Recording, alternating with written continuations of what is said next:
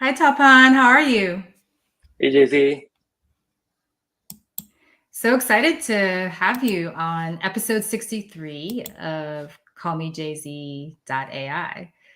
I will do a quick intro and then turn it over to you. So, my podcast focuses on AI video, but also the leaders and product people behind all those launches. So, I love your background in helping small businesses and communities, social communities, and really excited for your new role. So, please introduce yourself. Hey, thank you for having me today. My name is Tapan Kandar. I uh, I start with personal mission uh, to introduce myself versus where I work, primarily because that is something which motivates me to find ways to help and do things. So my personal mission is to unlock potential in people, potential in communities, helping people be better selves of themselves and grow. I just recently joined Mozilla as their senior director of product for Firefox, focusing on AI and search. Before Mozilla, I was at Meta, helping people communicate effectively. 3.5 billion people communicate across Facebook, Messenger, and Instagram with friends and family, with communities they are interested in, helping them get into conversations they are and conversations they should be in to make meaningful conversations possible and meaningful relationships to our communities. So to me, as JC you said, it's all about unlocking potential in people, in communities, and in businesses to help them be better selves of themselves. I love that storytelling because I think everyone can get behind storytelling, right? It's authentic, it tells you something about yourself, but also makes a connection to the person you're talking to. And today we're specifically talking about leadership, storytelling, and managing up and building those really trusting and exciting relationships with our leaders. So if you're in the audience, please comment any questions that you might have about storytelling, about leadership, and we'll try to answer them immediately. And I'll ask the first question. Tell me about uh, what a relationship with leadership can ideally feel and look like. The leadership relationship is a tricky one. It's something which you don't inherit. It's something which you build over time. So the way you think of leadership is there is trust, there's transparency, and there's involvement. These are the three pieces of involvement. And you build trust by focusing on mutual needs and helping them achieve goals which are larger than the goals which you are focused on. You build relationships by helping them, convincing them, or convincing yourself from their point of view in terms of focusing on the right things to do. And transparency comes from you telling them what you should be telling them without sugarcoating it. And across all of these, there's always a story. It's an ongoing narrative. It's all about authenticity and also coming through in terms of not thinking through agendas, but thinking through stories in ways in terms of that represents what you're doing for the end users or your stakeholders in terms of the outcome. So to me, that relationship with leadership is a narrative which you build over time, which over time also becomes your brand in the organization. And that brand does two things. It gives you permission to do what you are required to do as a part of your job description, but it also brings invitations to future opportunities which fit your brand and makes those opportunities come to you rather than you having to go chase them. So that building that narrative is very important, and that happens through storytelling, that happens through trust, that happens through ongoing conversations, and that's how you build strong leadership relationships. Amazing. So, audience members, please comment your questions. I know that we can be a little shy asking these questions. So, if you want to text them to me, I will ask anonymously. But your questions are really encouraged. I will ask about the stories that get retold. So, as you get to build your brand, your manager and their peers and your peers and people under and around you, they all start to tell this story. So Mm-hmm. I always think of the story as a sentence that you want to be retold. But unfortunately, a lot of people just give me too much information. Like, here are all Mm-hmm. the details, and I'm like, where's the so what? Or I get the so what, but I don't understand how they arrived at it. So, Yep. how do you advise on zoom in and zoom out? Yeah. Then this goes back to what we talked before about your personal brand. As in, a brand is effectively what people say about you when you are not in the room. And it's something which they can succinctly talk about, because you might talk at length about who you are or what you do, but people remember a very short version of it and they create that version in their head. It is your responsibility to create that succinct version for consistency across all the people you meet, else everyone will have a different version of that story for you. I do this exercise periodically with leaders I work with, where I actually reach out to them, maybe a couple of years after I worked with them, and ask them two questions. Uh, how would you describe me to Mm-hmm. somebody you know uh, without me telling you anything? And the second one is, if you have a hair on fire problem and I am the solution, what is that problem? That helps me learn two things. One, despite the time that has we spent together while working in the trenches and doing that, after that duration of time, when memory is weak about what we did together, what the ups and downs were, what do they remember? That is your brand in their head. And the second one is, what do you think you are most capable of, that if they were in a conversation with someone and unaided, you came to mind Mm-hmm. for that, for you to be the solution for their problem, that leads to connecting the dots, opening doors for you to be able to take that brand forward and move and find opportunities. And I do that with multiple leaders uh, every year, just to be able to first ground myself in terms of what is my brand in other people's eyes based on what I have created over the years. And is that the same in terms of what I feel, or is it evolving in a different direction? So if it is evolving in a different direction, I also use that opportunity to help them understand what I've been doing since we last connected, such that it helps evolve my brand in their eyes, uh, such that it actually opens the right kind of opportunities for me in the future. But this is an exercise I do very periodically to ground myself, but also get an understanding of how leaders or others perceive me in terms of the brand they have in their head. Interesting. Can you give us an example from, let's say, the good news, bad news perspective? So, good news, our teams have launched and they did a great job, even, with all the impediments and blockers.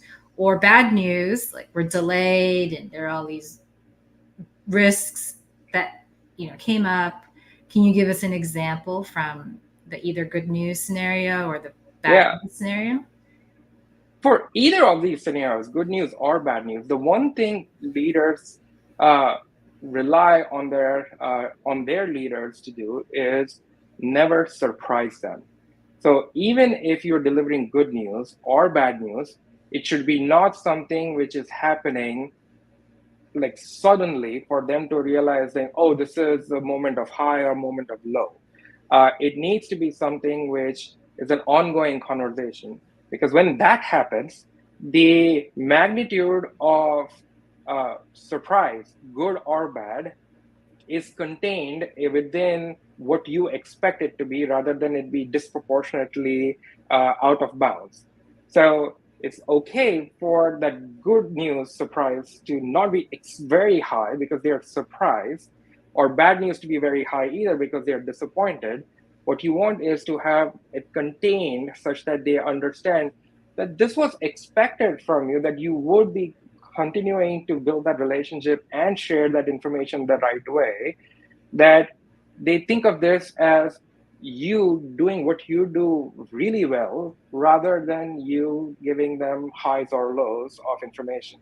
Now, like I'll give you an example. At Meta, one of the things which my teams and I were trying to do was trying to figure out how we could use information about you being online on the network, which is something which everyone understands from a green dot in a tray when you use messaging platforms like Messenger or Instagram Direct, to actually make it more meaningful to help people start conversations.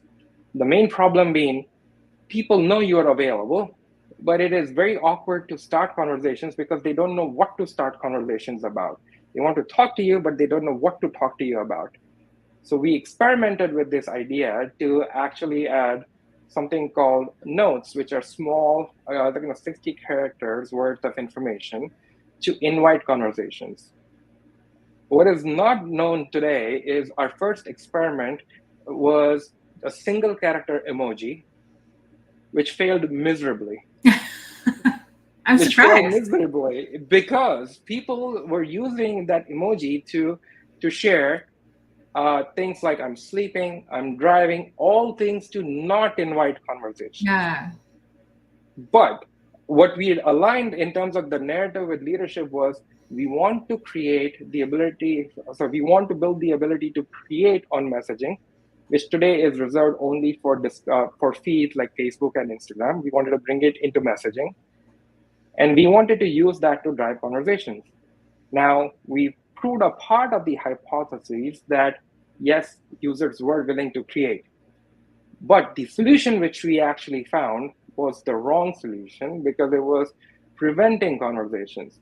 Now, that story and the narrative about what the hypothesis was and why we were trying to do this thing was strong enough that despite looking at the outcome of the first few tests, which were completely disappointing, we got permission from leadership saying, you still have the narrative right, so go find an alternate solution.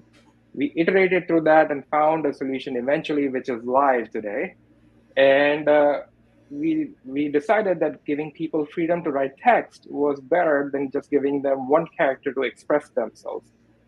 And now it is a high participation feature from teens, adults everywhere around the globe who use this to privately share with their networks what's top of mind, ask questions, ask for information, all of those things which you used to do typically on Facebook before, but now do it privately with just your friends and family and your network, and have engaging conversations show up because of that. So if we had not relied on storytelling to be able to convince our leaders of the importance of the problem we were solving, this project would have shut down as soon as they saw those results.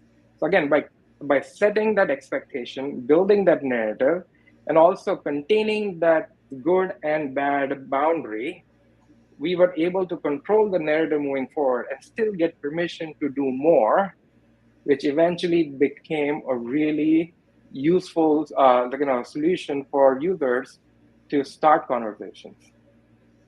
Well, what's the end solution then to start the conversation? So there's multiple solutions. There's not one. So that's the other thing. When you are in love with the problem, you find multiple solutions. Not all of them might be things which you build right away. You might test one or two and see that and then build on top of it and then build other solutions. We'll talk of the one which is live today is we allow 60 characters with text and images such that you can see most of the text in the bar and you know who's actually talking about whatever they might be on top of mind or asking questions. And that invites a significant volume of conversations. And in the first month that this was live altogether, it created a significant volume of new conversations than any other medium available at that point in time. So it has, I cannot share data, but it has scaled significantly month over month. And now the teams are building new variants in terms of how you can actually communicate with your friends and family just beyond text. Because now it is an established format and you can now expand in multiple directions versus what we did before was restricted it to just one single character. Was it a preview of your last post, or was it just an empty No, box? this is it starts with an empty box. You can say whatever's top of mind for you. So it's not something which is connected to you having done something else on the network. And that's the wonder of this, that conversations are now moving to private versus public. And when it Mm, is private between your network and you and the friends you know who are on the network in your graph, you're more likely to share things which you would not share publicly on a Facebook or an Instagram feed. interesting. Yeah, I love that narrative of the goal, which was still achieved, even though the first solution didn't achieve it, and the Yeah. why it was important to continue to try. That bought you the bandwidth to try again and again and again until you got it. Yep. Awesome. Well, let's see if we have any questions coming in, but I'll ask the next one. As product managers are really into brainstorming and coming up with new ideas, then how do you prioritize? So some of the narratives that I find really helpful are you can't pay someone to use your feature. And the other evaluation criteria of it uses some existing data already and it's delightful. So do you always share transparently the evaluation criteria for all the like unfettered enthusiasm and innovation that happens, or how do you kind of set this storyline for innovation in your teams? So one of the things which I have learned over the years is innovation is not something you do when you put people in a room and say innovate, and they come up with new ways to think about things. Because two things happen. One is those teams are small and independent that they can run, but then beyond the initial validation, for it to actually be meaningful to the rest of the ecosystem, it has to fit into the models which exist or the models which we are building out in terms of how the product works. And if you don't have participation from the overall ecosystem, it fails. So you can test things in isolation, but then it fails altogether. So from the perspective of innovations, I think of innovation as two different things. One is how are we doing things different than what we are doing today, which will incrementally add value to the users, not just 0.1% or 0.2%, but like 1 to 2%. And then the second one is how might we angle change out of this altogether, such that users are given a new way to go solve an existing problem, something which they haven't considered before, but the value they might get from adopting that potential solution will be for a small number of users who consider adopting it, but the value they get will be disproportionately higher. So it's about balancing both sides of this, and it's about balancing even prioritization for both of these things. If we have goals in a given half or a quarter to hit, how are we making progress predictably in terms of making those outcomes possible? But at the same time, balancing investments in long-term outcomes, which are risky, have high beta, and a lot of them will potentially fail. But what if, from a basket or a portfolio perspective, one of them succeeds and two of them succeed in a medium way, that it actually establishes the foundation for what the outcomes are going to be in future halves, like 2 to 3 years out. These will be the one which will define the S curve and will be the ones which are providing that growth and that platform, such that you are building tomorrow at the same time you're building today. So to me, it's that balance in terms of how you establish those. And you want teams to be fluid enough to be able to think between the short term and the long term rather than reserving people to just think about short term versus long term.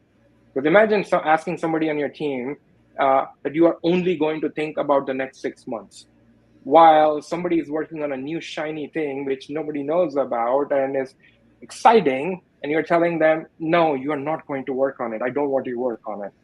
That's the wrong message you're sending your team, because they're like, you trust this person to work on innovation, but you need to work on the grunt stuff, all the things which require to get this product out the door.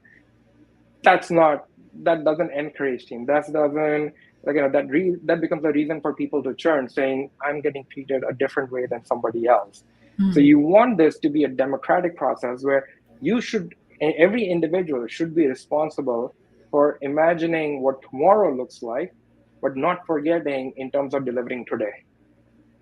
I think, are you saying that, teams already have their own scope to innovate within, but then outside of the current 6 to 9 months scope, there is the 5-year horizon or the 2-year Yes. horizon before that.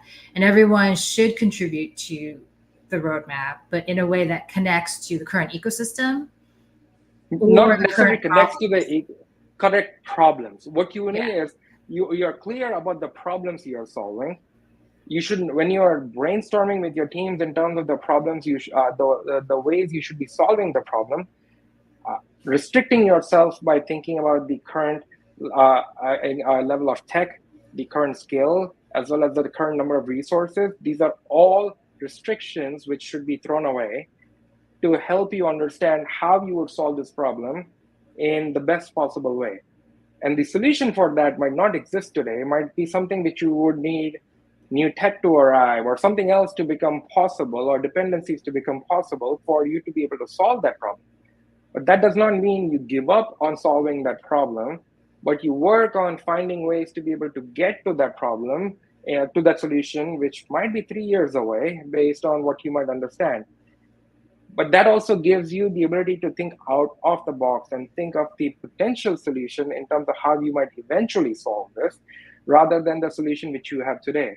Like imagine Netflix, as in if they thought the only way to innovate was to get DVDs to you faster, they would have built more and more warehouses. You would have a warehouse like 5 minutes from your home, which was okay, which was very much possible.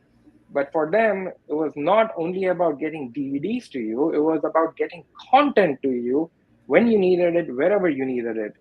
Doesn't mean that if you are at home, or if you're at work, if you are in transit, or if you're on a plane. So they moved that problem. The problem was still the same. Deliver high quality content to you wherever you are. But over time, they moved into delivering that content digitally to you versus delivering DVDs to you. And now DVDs don't exist. Yeah, I agree. It wasn't a transportation problem anymore. It was a cloud problem. Correct. It was still a delivery problem. Correct. So the problem was still the same. Get high quality content to you. Now they even evolved the definition of content was content which they were acquiring to enhancing it to content they were acquiring as well as building themselves. So if you think of the problem, then you can decompose the problem into multiple dimensions and then think how you can innovate on each one of them in parallel rather than have all of these dependencies tied together. Because if you were building new content, you could also deliver it physically via DVDs or via the web, but they decided that they wanted to only focus delivering their content via the web. And eventually, everything gets delivered via the web, and physical DVDs are no longer in fashion. But you can innovate on different parts of the problem in parallel, which gives everyone the freedom to innovate, rather than just telling one team saying, let's flip the transportation problem to a cloud problem. But then no one would have innovated on the content creation problem. That's right. Interesting. Well, in terms of the state of product management and telling stories to leaders, but also board members or shareholders, how do you see the message or the story about the problem changing as a company goes public or, just has a higher stake? So I've seen CEOs, I think the Stitch Fix CEO had a really great podcast about how, her version to her execs was thought out, but then she had to think of a different story for her board members and then yet a different story for investors and shareholders. So how does one create a story that is reusable to all those shareholders? Yeah. As in, I'm a huge movie fan. So if you think of stories, you can think of stories as multiple levels. As in, The movie Inception, if you remember, had like multiple layers of dreams inside it, which you would actually go to unlock. I think of storytelling very similarly. You have layers of stories, and each story has a different altitude in terms of what the listener needs to hear about. And when you are talking to the board is looking at a lot larger horizon in terms of what you're trying to convey that story to be. When you're talking to your investors, you're talking about a different altitude because they're looking at what the financial outcomes are going to be, investments, ROI, they're looking at those kind of outcomes. And then when you're talking to employees, you're trying to build motivation and excitement about what you are trying to build. But all of these, at the end of the day, become stories which have different layers which you're building and reusing to be able to convey that story. The one thing about all of these stories is it has to be two things. One, memorable, and second, repeated multiple times until people internalize it. I've read research which says until you have said the same message 7 times, people don't 7 now. internalize. I thought it was Seven, 3. Oh no. 7 times. People don't internalize it.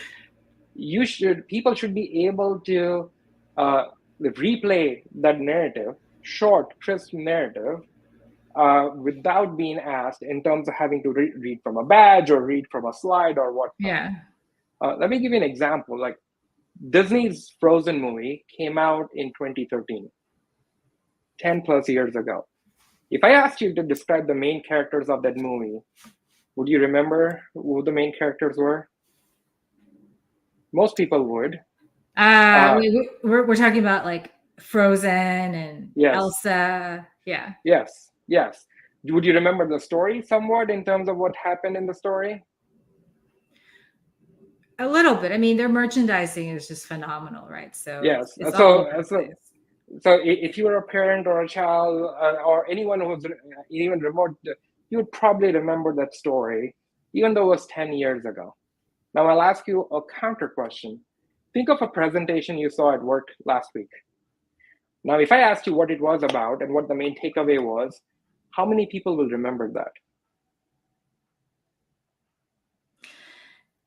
Yeah, it depends. I think, as you get more senior, it's about creating that seventh repetition and making sure that it goes Yeah, through different channels, different people, and that it reverberates back and forth and no one is surprised, like you said, and everyone can explain it to someone else.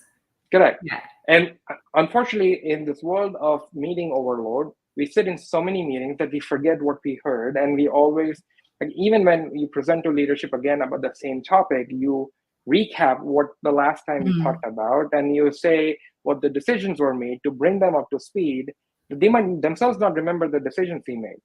Now, that story, like in that multiple layer story, is something which you need to be able to, as I said, talk succinctly, but also talk in a memorable way that people remember that story when they walk out. So maybe they might not remember the exact story the exact way you tell it, but as soon as you start saying it, it should come back into people's mind because then what you've done is you've built an emotional connection to that story, which makes you come along that journey and be a part of that ride rather than you doing it just because you work there or just because someone told you to.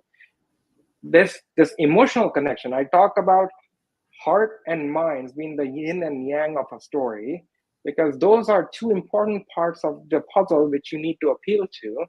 If you convince the heart, the mind is easy to convince when you provide data. Mhm. But if you just convince the heart, the mind will forget because you forget the data and the heart is not going to remember that because you didn't ever build an emotional connection. So whenever I talk about convincing leaders with stories about how we need to move forward or what we should do, I think of this as 3 steps: see, feel, and believe. You need to be able to see the story from somebody's eyes in terms of how it materializes. You need to feel, which is the mind part of it, in terms of why this thing is convincing enough that it is something which we should solve. And then you need to believe in it. by understanding the risk, the approach, and whatnot, which is the rational side of the mind, which needs to be convinced to move forward. And when you see all these three pieces come together, it builds that strong connection between the yin and the yang, that people become volunteers of the journey. You want to build missionaries for the journey and the mission, not mercenaries. Yes, you do need mercenaries, but missionaries are the ones who are going to subscribe to the path, and they are going to persist through it, to the ups and downs, and going to be a part of that journey. Yeah, you cannot do it yourself, and it's actually just more Correct. fun to do it with others. So Correct. And when you hear somebody else say exactly what you have said, but when they are repeating to others and they are so more convincing than you are, that is when you realize that you've done your job with them. Now there's the rest of the audience which you need to still convince to be able to do the same on an ongoing basis. amazing. Well, I think we're coming up at time. So any last questions, please comment them. But what is the next step? I know we have a link scrolling on the bottom. So yeah, as in tell us the more. one thing I would actually urge all of you first is invest time into building narratives and stories, because it is time consuming, it's difficult, but it provides such a huge value for you on an ongoing basis. And that is something which you can do not just in your job, but you can do it across different things. You can use that to inspire people, you can use that to coach your teams. As sales individuals, you can do that to sell to other customers. And as job seekers, you can use stories to be able to convince hiring managers and panels about why you are the right person. So do that, invest your time, and you will see disproportionate outcome from it. And again, the last thing I'll say is, for the link scroll down, I've been coaching people as well as helping people prepare these narratives for interviews, as well as think about these in terms of how to build their stories, as well as how to build those narratives out. So if you're interested, sign up, and I would love to work with you to help you. Awesome. Thank you for the framework and, remembering to build the story with all those different dimensions and test it with the people who actually tell it back to you. I love it. Thank you so much for having me. You're welcome. And for audience members, if you have questions afterwards, feel free to reach out one-on-one, leave comments in the event chat as well. And if you have questions about accelerating AI at your company or as a founder, I think we would both love to help. So reach out. All right. Well, I'm going to end the live stream, and you and I will stay on just for some feedback. Awesome. Thank Thanks, you. everyone. Thank you, everyone.